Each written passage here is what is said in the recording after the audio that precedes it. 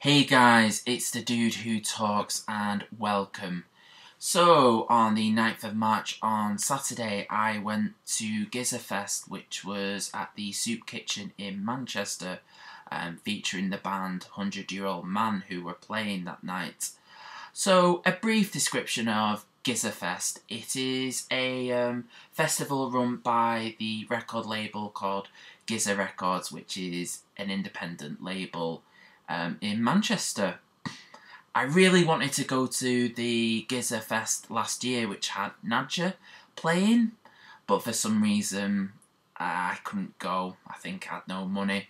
So I was going to make the effort to go this year, and that I did.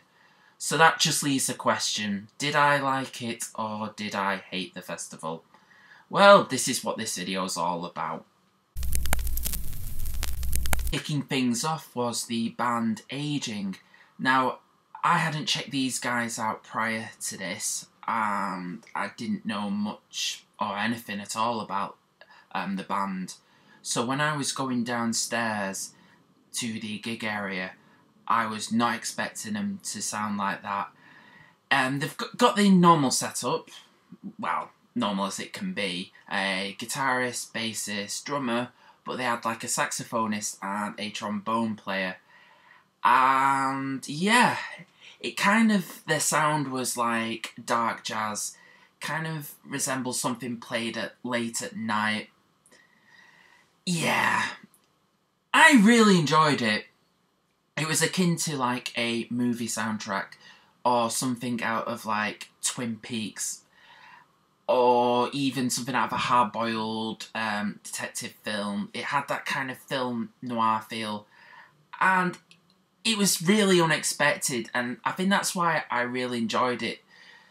So yeah, so after Aging, ARC Soundtracks was on.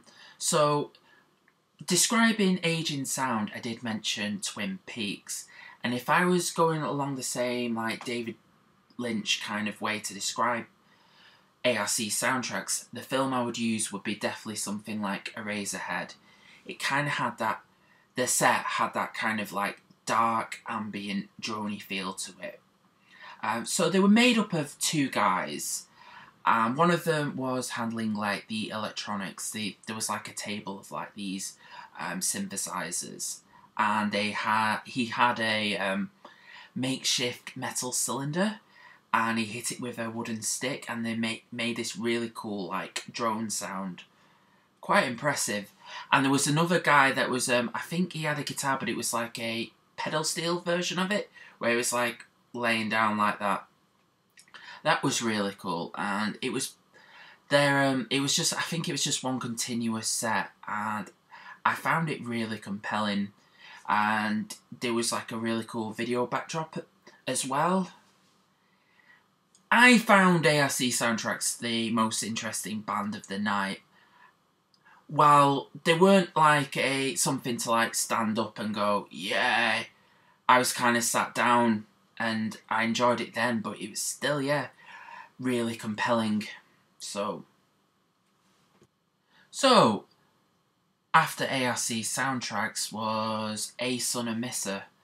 Now, I've been really looking forward to seeing them live, as they're kind of like my go-to post-rock band for the past, well, few months anyway. And hearing them like from their albums, they sound quite minimal with their use of classical instruments and guitar sound. But hearing them live, they were quite loud, and it was quite close to like sounding like a doom band, especially with like the guitar effects. They had the guitarist, and they had a clarinet player, and they had the guy who's on the pedal guitar from ARC Soundtracks playing as well. So yeah, I thought that they were really sublime. And when they played Colossus Survives, they got the saxophonist from Aging on the stage to play, and that was really cool. Yeah, so the bands at the moment have been like really interesting, and A Son of Misser were just as enjoyable as the other two bands. So yeah. The last band of the night was 100-Year-Old Man. Out of all like the different kind of genres and the unexpected artists of tonight, they may as well have just diversified it more with post-metal, and that's what they did with 100-Year-Old Man. And I felt like a bit more in my element, and I was ready to get some headbanging done at early. 100-Year-Old Man do what they do best live, slow and heavy songs with some very beautiful riffs with some really energetic vocals. And I was really glad to see I wasn't the only person headbanging. There was someone right next to me who was just losing their shit, and it was awesome to see. So yeah, thumbs up. So, as an idea from commenter Evil and Grim, I'm going to do something a little bit different. I'm going to talk about some of the merch that I actually bought there. So, obviously, as you can see, I got the 100-Year-Old Man t-shirt. Reasonably priced for £10. Bloody awesome. Really close to buying Breaching on tape as well. I don't know what stopped me. Maybe it's just that I don't have infinite amount of money, otherwise I would. And as I was saying, the ARC Soundtracks was possibly the most interesting band of that night. I got Archive Volume 1 by them on CD. And I also got a cassette. I do actually have a cassette player down there. I'm not just being a hipster douche and trying to collect something I don't... Yeah, you get the picture. So this is like a split with Jodie Loafer. So I'm kind of looking forward to listening to this. And I was really close to buying like the latest album from A Son and Misser. Reasonably priced for 15 quid. I don't know why I didn't buy that. My friend did though, but yeah. Anyway, so there you have it. Those were my thoughts on Gizeh Fest.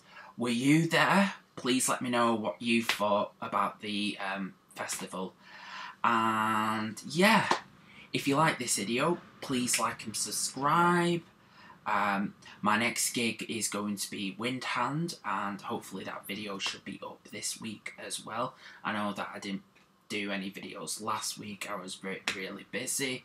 Apologies about that. And all I've got left to say to you guys is, I've been the Doo-Doo Talks, and see you next time. Cheers for watching. Cheers, guys.